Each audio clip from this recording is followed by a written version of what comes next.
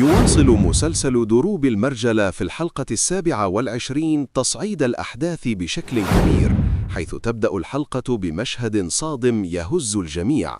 في لحظة غضب وتوتر شديد يفقد لطفى السيطرة على نفسه ويطلق النار على أخته زهرة لتسقط مصابة وسط ذهول الموجودين. هذا الحدث المفاجئ يشعل حالة من الفوضى والارتباك، خاصة أن إطلاق النار جاء في وقت كانت فيه التوترات بين الشخصيات في أعلى مستوياتها.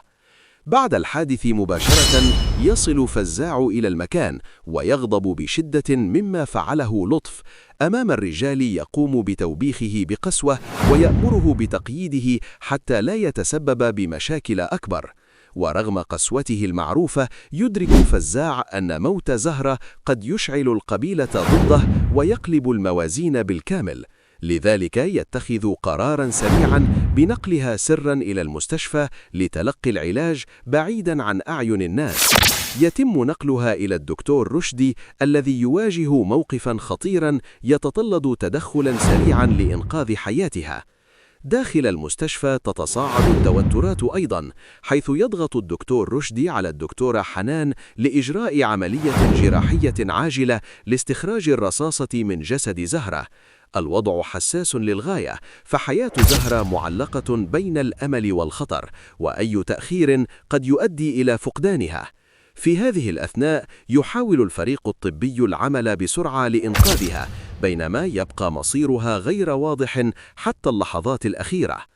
في خط آخر من الأحداث يظهر مقناص بعد أن تم طرده من الديرة وهو يغادر المكان محملا بالغضب والحزن، وخلال طريقه يمر بمكان مهجور ليجد حسناء مقيدة هناك. يتفاجأ مقناص بما يراه فيقوم فورا بفك قيودها وإنقاذها، ثم يقرر إعادتها إلى القبيلة حفاظا على سلامتها، في موقف يظهر جانبا مختلفا من شخصيته ويعيد بعض التوازن للأحداث. أما على الجانب الأمني فيواصل شاهين تحركاته مع رجال الشرطة في محاولة لكشف خيوط القضية.